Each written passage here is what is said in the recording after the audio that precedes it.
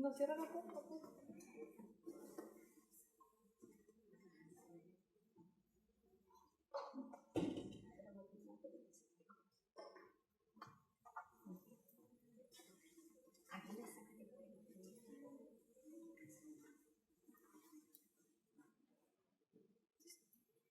morning, everyone. Welcome to this activity called Let's Talk About, organized by the Department of Languages, Literature, and Communication, Universidad de La Frontera, with the support of the Faculty of Education, Social Sciences, and Humanities. This is the first talk or a series of talks about science and research methodologies in different areas. The general purpose of doing these talks is to give both students and university teachers, as well as teachers in the school system, the opportunity to enlarge their knowledge about different academic and scientific topics, and very important, to provide an instance in which you can hear the English language. We want to thank all the students and teachers who are participating with us in person here. First, we will have a presentation about science, and then we will have some time for questions and comments. So, we invite you to write your questions on your cell phone or on your notebooks if you have. On this occasion, we are pleased to introduce Dr. Julio Fenner López, who is a full-time professor at Departamento de Ciencias de la Computación e Informática, Facultad de Ingeniería y Ciencias UFRO. Dr. Fenner is currently working at Center for Modeling and Scientific Computation, and he has been head of the Cybersecurity Workgroup since 2019. He graduated from Universidad de Chile in 1984 as Ingeniero Civil Matemático and obtained his PhD at Technical University of Clausthal, Germany in 1990. His research covers discrete and continuous dynamical systems, discrete mathematics and complex systems, mathematical modeling, and with applications in engineering and biology, discrete mathematics and cryptography, multi-party computation. He has been a visiting professor in Germany, Austria, and France. His current research comprises mathematical modeling in public health issues, COVID-19, and biology of cell-related phenomena. Dr. Fenner is going to present a brief history of science, the scientific method, and the role of mathematics in scientific discovery, as well as its importance. Let's receive him with a round of applause.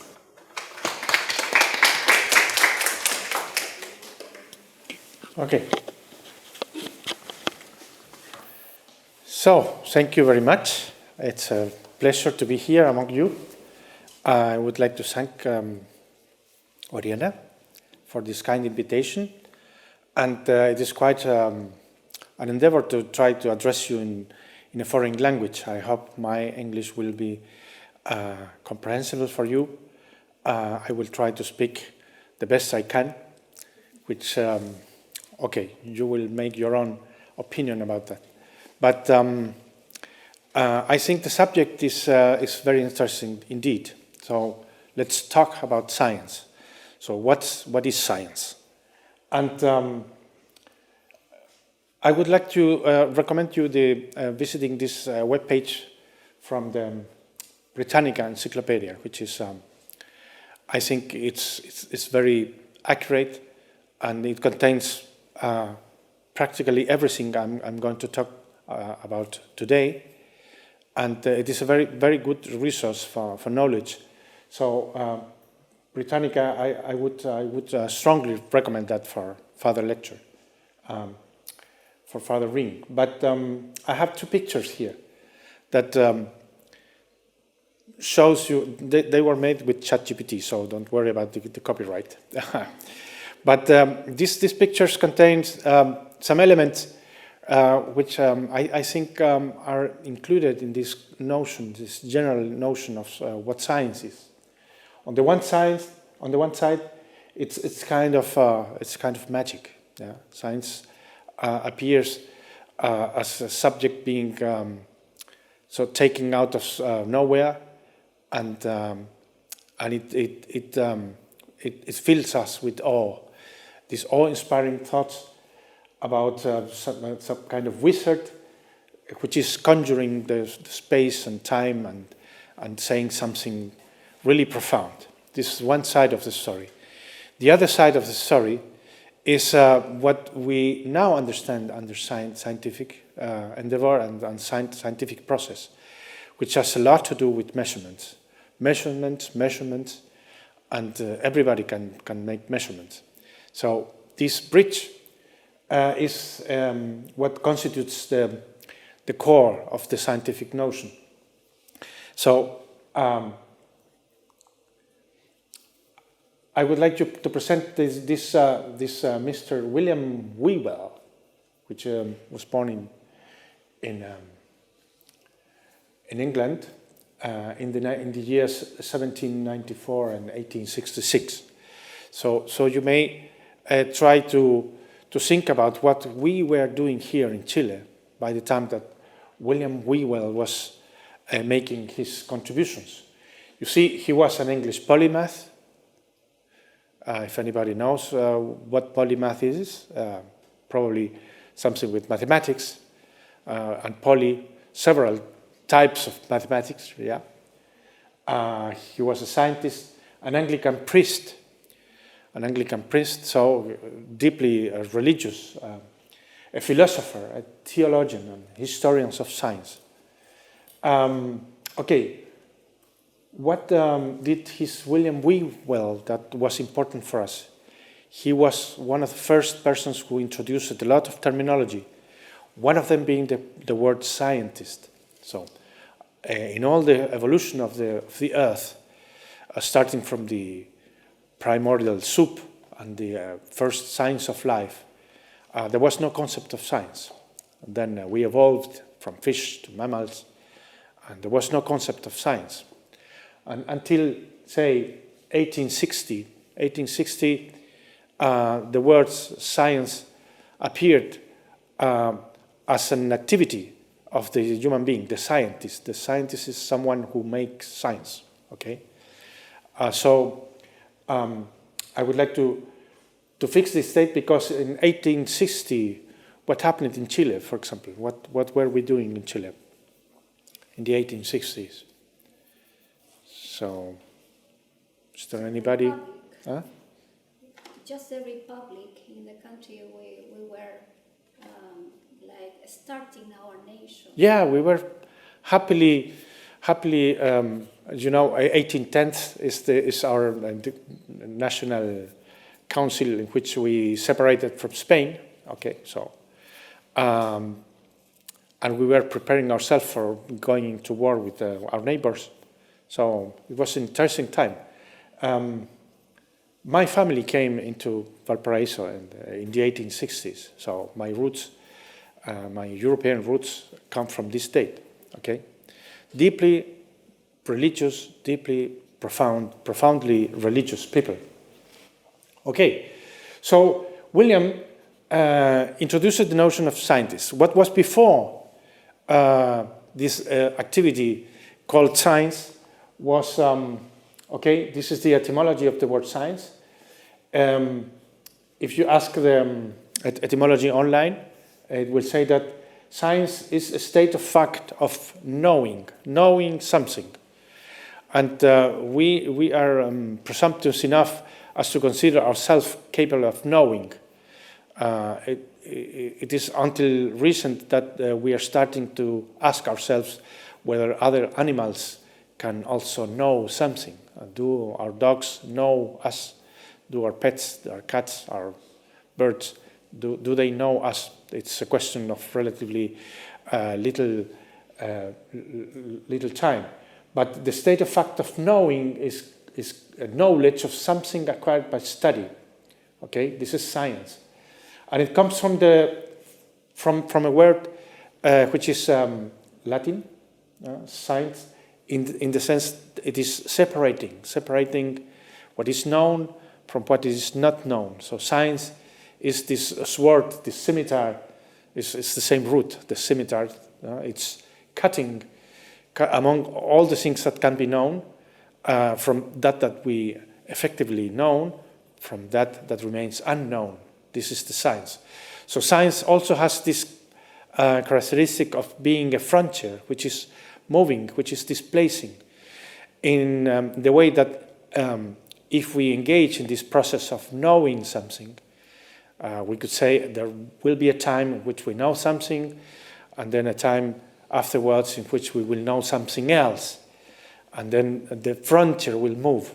So this is why science is always considered as an advancement of the frontier of knowledge. Science equals advancement of the frontier of knowledge.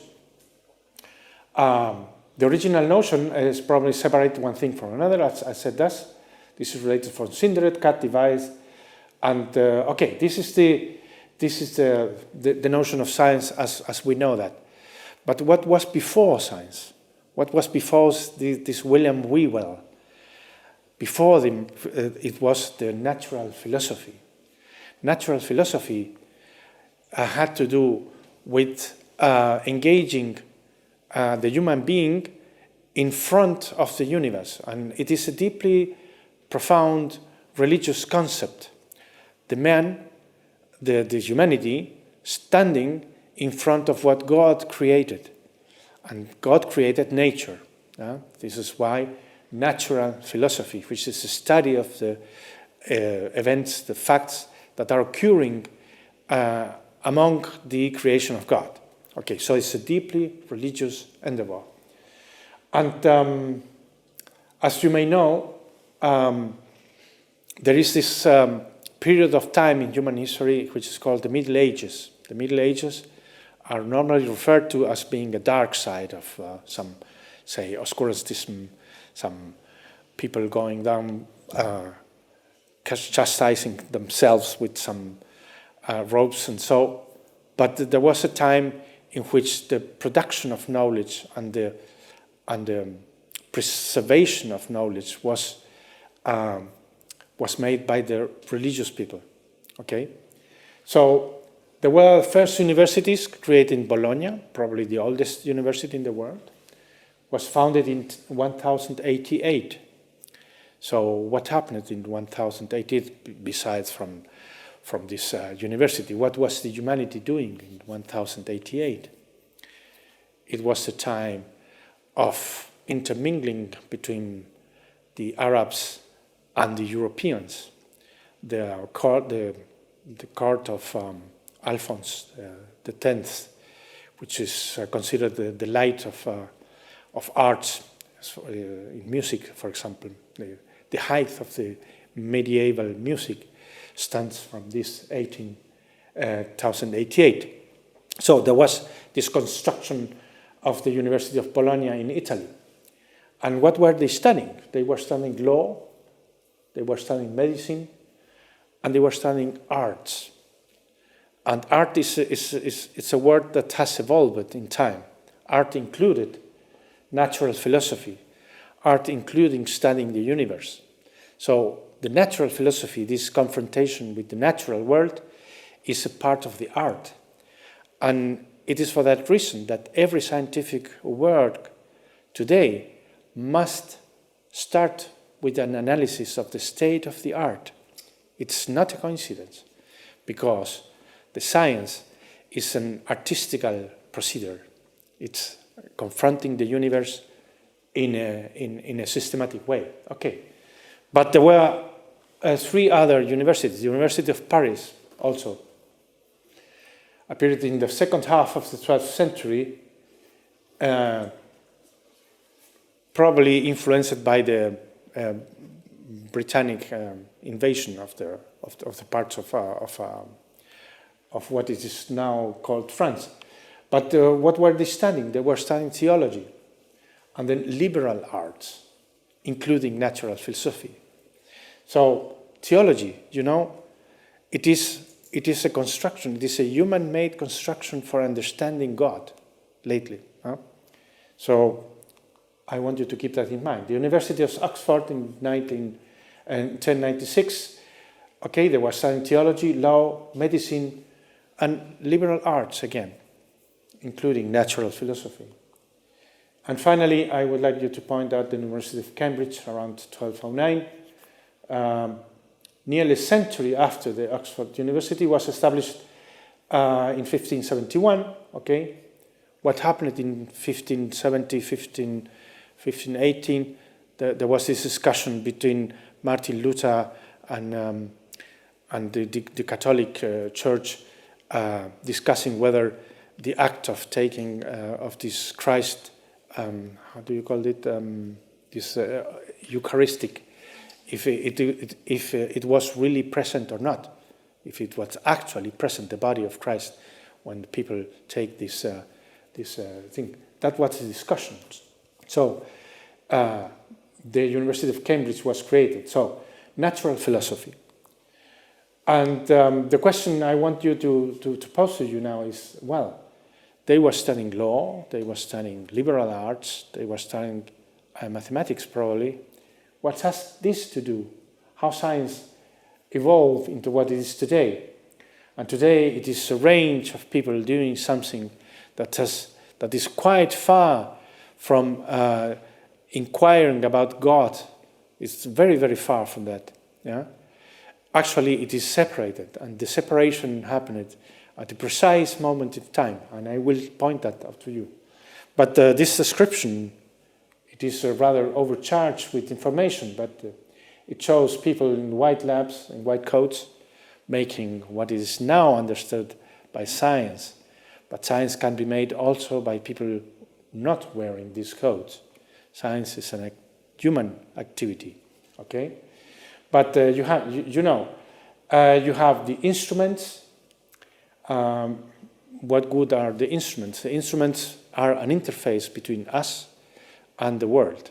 Okay, so I want to look, say, the neighbor, I want my binoculars, and I bring them closer to me. If I want to look closer, then I need to be a bigger binocular, and so forth. It is an interface, an instrument.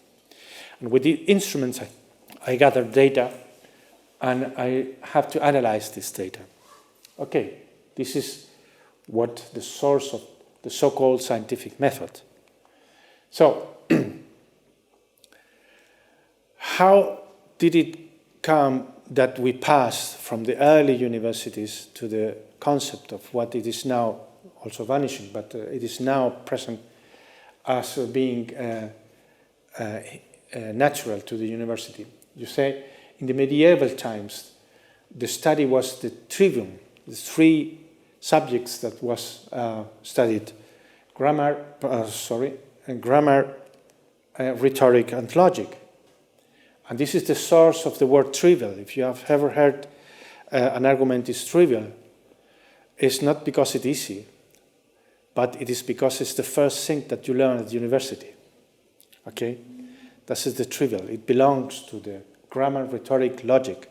And logic is a way of putting things and deriving other things from the postulates and being completely sure about that. Leaving nothing to say as subject to doubt or subject to question. Okay, so this is the first things that are studied in the universities, and then after that, what we would, or today we would say, this graduate studies. The graduate studies was the quadrivium, which was arithmetic, geometry, music, and astronomy. This is very interesting because you see here that this theological argument is behind these studies. Music and astronomy is closely related to what today we consider as being theological studies. So the study of the universe and the study of God was the same thing. So when did it part? It parted with Nicolaus Copernicus, when he wrote the Revolutionibus Orbium Celestium. It was published. Nicolaus Copernicus had access to this measurement device, Tycho Brahe and so forth. He had the data, and considered this. He postulated that there are no excuse for knowing God. He said, either one is have faith, the faith in God, and so, or if he's not endowed with faith, then he must learn what God hath made. And therefore, he studied the universe. So in this precept, he studied the orbits of the planets. And it was very, very, very complicated and difficult, because the theological thesis was that the earth was the highest creation of God, and therefore it stands in the middle of the universe. And then the movement of all these objects called sun, moon, and planets was bound to be turning around this center of the universe. But the observation said otherwise. Okay, so Copernicus, when he wrote this book, he distributed it amongst his friends, and they were scared. They were completely scared, because it was against what the church was saying. And then, and why was it so? Because he postulated that the sun revolved in turn around the sun. Okay, it was a shift from this conception. And then one could say, okay, so we know now that it is neither both. It's neither both, because the sun is also moving. But okay, that's another problem. That's because we have expanded our knowledge. So now we know that the Earth revolves around the sun, but the sun is revolving around the center cluster in the galaxy. So the movement is a little bit more complicated than that. But by the precision of that time, it was powerful enough to put into question a whole concept of the God's authority upon the universe. And then he died the same year that his work was published. Okay, and so some say that he was reviewing his published work, and that there was poison in the leaves of this work, and he was turning the pages and was poisoning himself. So he died the same year that his work was published. And if he did not die from that, he died enraged because he saw the preamble that wrote Andreas Ossenda.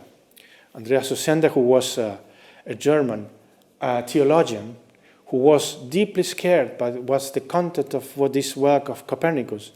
And then he wrote his preface to the work. He said, oh, look, don't take this too seriously, because this is just a model. It has nothing to do with reality. And that was the first time in our human evolving that there was a distinction made between knowledge and truth. We know something, but it doesn't necessarily have to be true, because God only is the only owner of the truth. And it doesn't matter if it says otherwise, because I know, said Andreas Ossenda, that God is the truth, and then these are merely calculations that fit the model. Okay? So this is a very important point, because from then on, the models that we build are approximations to the truth, are not the truth. Okay? And in science, everything that science does is exactly that. It is not a claim that something is to be true. It is a claim that something can be observed, which is different. Okay. So Galilei, he was a disciple from Copernicus, as well as Kepler. He wrote his diálogo di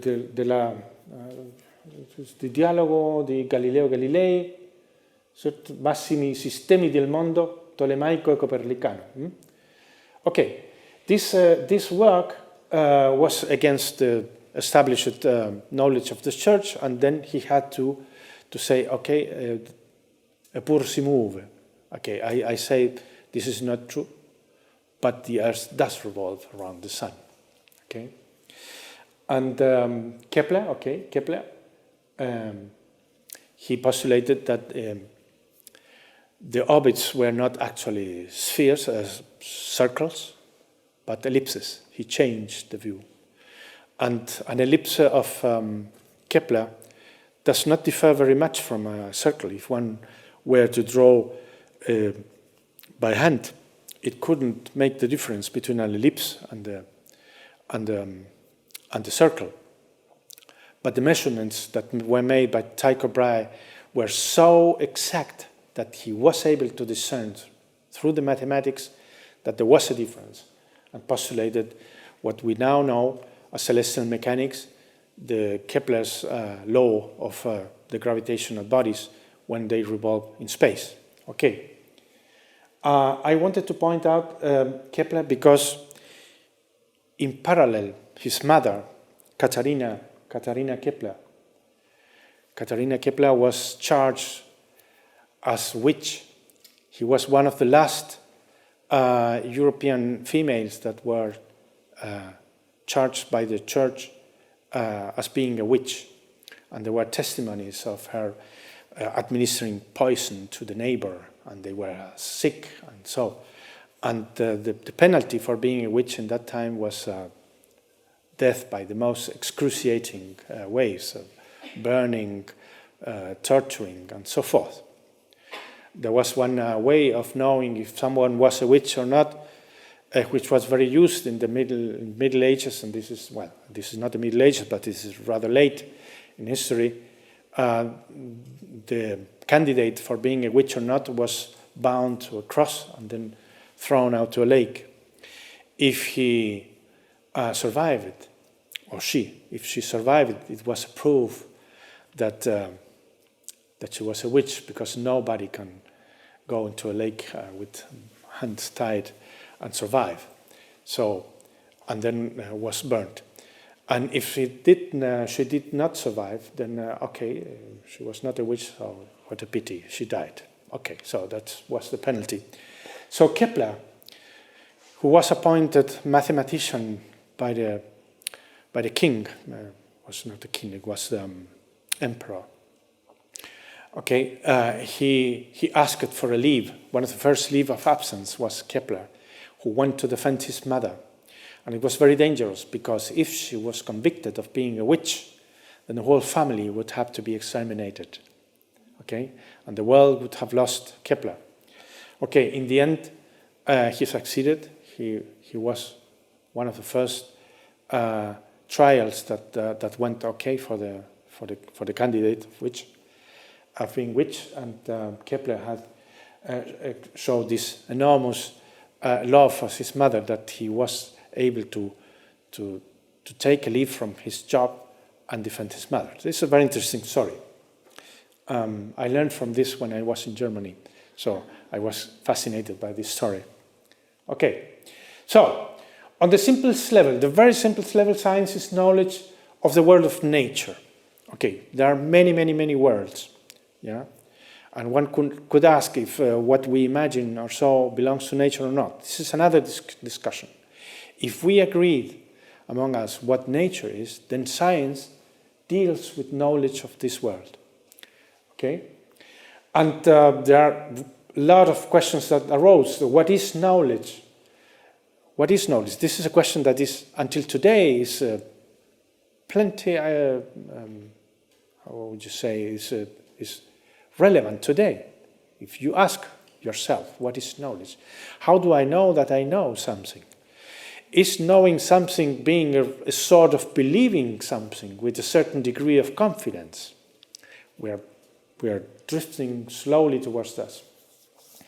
And then we come to the 1930s, Karl Popper, with this criteria of falsifiability. Falsifiability is extraordinary. A theory, a scientific theory, if you can prove this wrong, this is very interesting. Because if you cannot prove that it is wrong, then it is not a theory, it is an act of faith. That's what he said. So assume you have an explanation for something, okay? I feel good near a stove because, some bird flew in Japan. Okay, that's very good. But if I feel good near the stove and there is no bird flying in Japan, then my theory is wrong. Okay, so that's a scientific theory. It can be put to the test. Okay, The argument was that in the realm of empirical knowledge, only this proof of falsification can logically be demonstrated.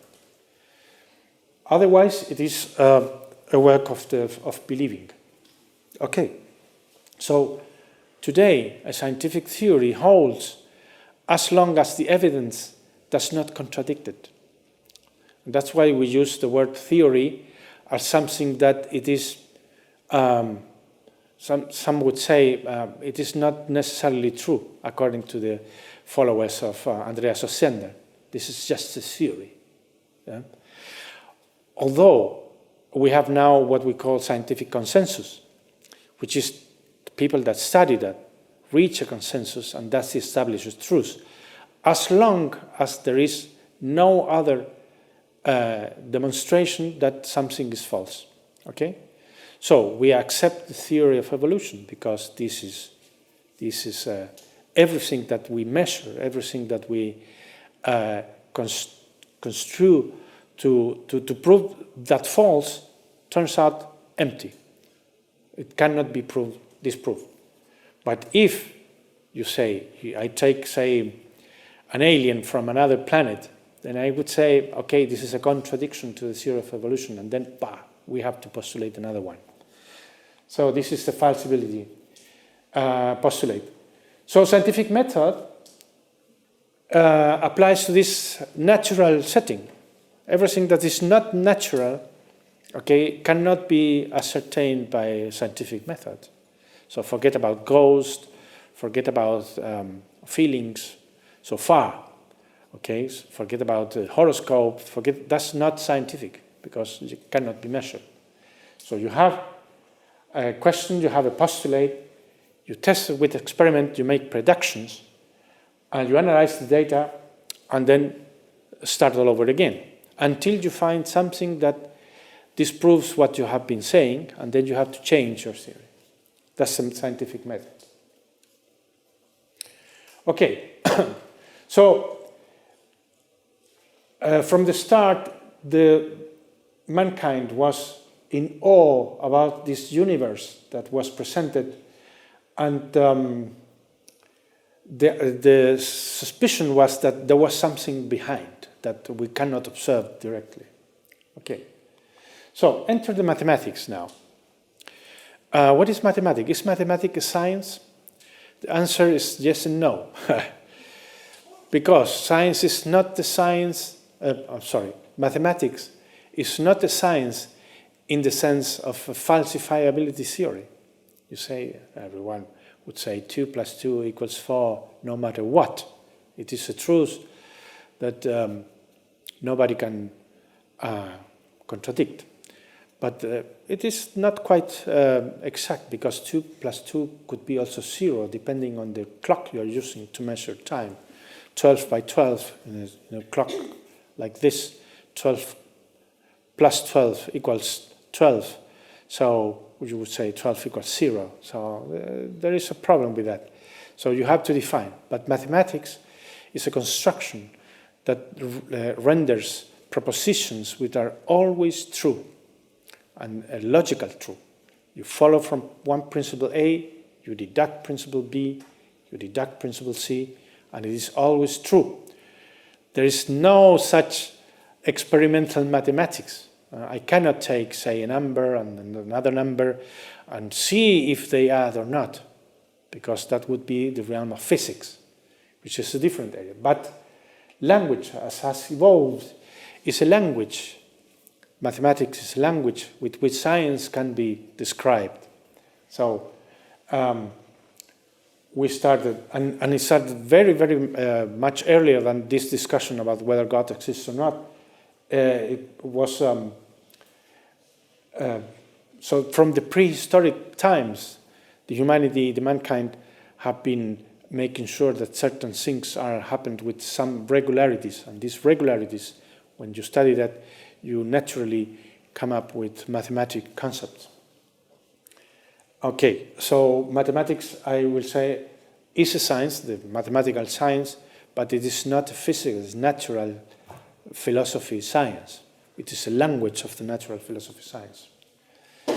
Okay, As for the etymology, the mathema from the Greek means that which is learned, what one gets to know, and it is also the mathematicos from Plato was as people that were studying, just like that.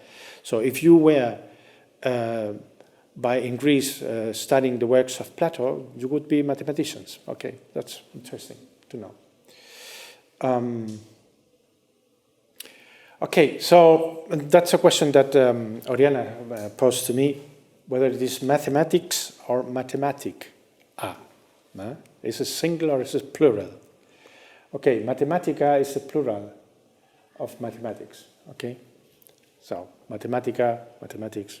Okay, it's difficult to make the plural of something that contains an S in it. Okay, the Latin form puts an A. So, how did science evolve to what it is today? Just by accumulating evidence, just by accumulating instruments, interacting with instruments and systematizing and applying mathematics to that. That's what the science is today. But we have a challenge now. We are at the verge of a deep change in our way of approaching the natural world, because we have constructed some instruments that see things far beyond ourselves.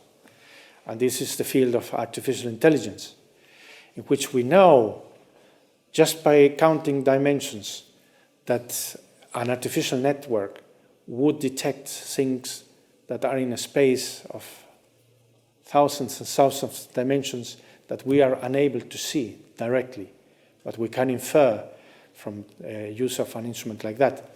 So I think, and this is not proven, this is a proposition for you to ponder, I think that we are at the dawn of a new science, a new time of science, in which the instruments that we as humankind have developed are able to see far more things that we used to see in the natural world, so that we have to rethink what is true, what is knowledge, how do we know, and therefore this is an exciting time to be living on, because these questions were not resolved in the Middle Ages, were not resolved in the 1860s, were not resolved in the late wars, First and Second World War, but are now present as ever before.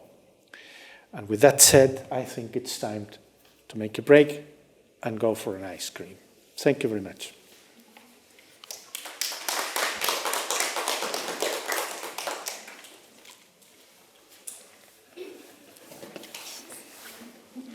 I'm open for questions. Yes, thank you very much, Dr. Fenner, for your excellent presentation. We will now have some time for questions, so we invite you to raise your hand and participate. Any questions? I can say the same again in Spanish if you didn't understand. So. It's because we have students from different careers, so if you want, you can ask a question in Spanish. Hay también estudiantes de otras carreras, así que si quieren pueden hacer una pregunta en español, Spanish. You can choose. For those people who study engineering, so there are people studying engineering. ¿Hay personas que estudian ingeniería? Yes, you may have some questions because engineering students are always complaining that they have to study mathematics, calculus, yes, and things like that. Yes. Any questions in Spanish? ¿Alguna pregunta? Okay, I have a question. Please. Yeah. Okay, so I have noticed that many students have been complaining in engineering that they have to study mathematics, yes, generally speaking, because you told us that mathematics involve arithmetic and other, I don't know, sub-branches or sciences involving mathematics. Yes. And why do you think it is important for future engineers to know all of these, this language of mathematics? Okay, so thank you. I have an answer for that. The question is, why do we need mathematics? Do we need mathematics? No, we don't. But yes, we do. Why don't we? Because if you go to the supermarket, say, buy something, nobody would ask you, compute the integral of something that or that. No, you won't need that. You stay, say, at the demonstration, political demonstration, and nobody would ask, what is the limit of n tending to infinity? No, okay, it's not needed for that. But mathematics is needed for building their own thoughts, chain of reasoning. The chain of reason, the logic behind. You would say, okay, I will not teach you mathematics, but I will teach you logic. Okay, that's a very good start. But assume now that you have to communicate with an alien. There will be an UFO coming down and they will say something to you. You will have to communicate. You will have to refer to something that is common between you and some alien artifact coming from another galaxy. And what is that you have? You have the logic and you have the fundamental mathematical principles. So whatever you can demonstrate using mathematics will be universally true. And it's not a matter of belief, it is because it is constructed that way. So if you want to communicate with some, say, foreign species, you have to do mathematics. Okay, maybe this example of the alien coming down from the UFO is too far-fetched, but then assume you want to understand some natural process. Then for understanding this natural process, you have to determine some regularities. And the regularities are expressed in this language, mathematics. So you have to know. So the question is, no, you don't need mathematics if you want to live your normal life without explaining nothing. Okay, you don't need mathematics. But if you do want to explain, if you do want to support some opinion that you have made, that you have built, you will need mathematics because that's the only way of exerting a proof, towards a proof. Okay, that will be my answer. Thank you. I have a question, but it's mainly like kind of opinion, because the first person that you showed was a mathematics and also a theologian. Yes, and also wrote poetry. Yes. Yes. Yes. And because nowadays we have this idea that you choose, for example, only science and you follow that path, or you choose humanities and art and you're like very separated from that. But I don't know if you think that there is kind of a relation between a person that chooses science Absolutely. and start like writing poetry, because I'm thinking about Nicanor Parra here in Chile, that he studied physics, and he also was a very well-known poet. I don't know, what can you say about that? So you may be aware that nowadays there is a trend considering this concept of STEM. STEM, you know, the STEM concept, the science, technology, engineering, and mathematics. But that's not all the picture. The whole picture comes with you add an A behind it. Now we are talking about STEMA. And the A comes from art, okay? So art is important because it was at the origin of our knowledge. But it is the only way that we humans have to get out of this cage of strict, rigorous constraints that we have imposed upon ourselves. So the only way to escape that and look at our world from another point of view, it is nowadays called art. Nowadays that has lots of descriptions. You say transdisciplinary, interdisciplinary, so crossing, building bridges. The clue is that you have to get outside your world, look at that and observe the relationships and make bridges. And art is the only way that we know of that can allow us to do that freely, without prejudice, without any other sort of constraint. So art is extremely important. So if you consider poetry, the early poetry, if you are religious people, you would have read the Bible, is a work of poetry, absolutely. But then poetry has measures, has rhythm, has tact, has music. Okay, poetry in itself is a lovely subject, because everyone can do poetry. Not everyone can say, I can do mathematics, but everyone can say, I can do poetry. And that is exactly what we need to proceed further in our knowledge. Thank you. Any other question? No, that's it. Okay, thank you very much again for your excellent presentation. Thank you. Now, because your opinion about this activity is very important, to us, we want to ask you to help us improve the organization of future talks. Please answer only 4 questions, and I'm going to show you the link, the QR, sorry. There it is. There are only 4 questions.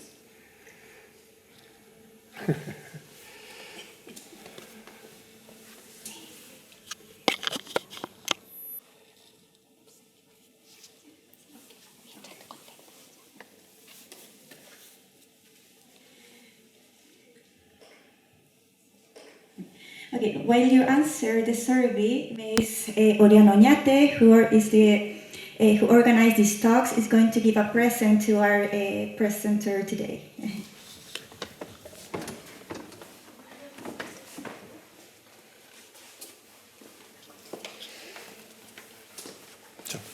Muchas gracias. Thank you very much. ¿Para la foto? Muchas gracias.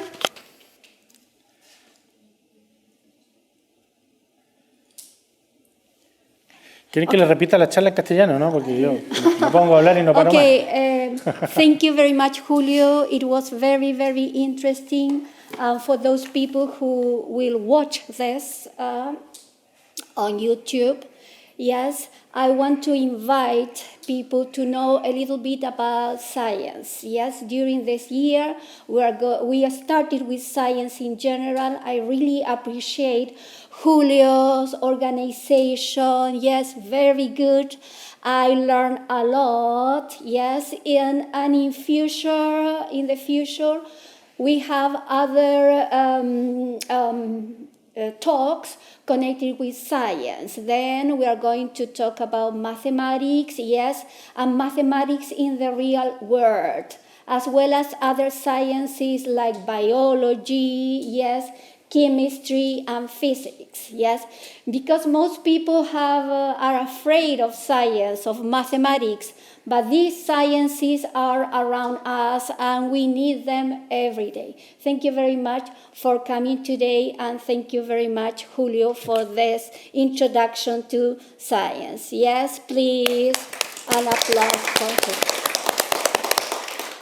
Thank you for coming.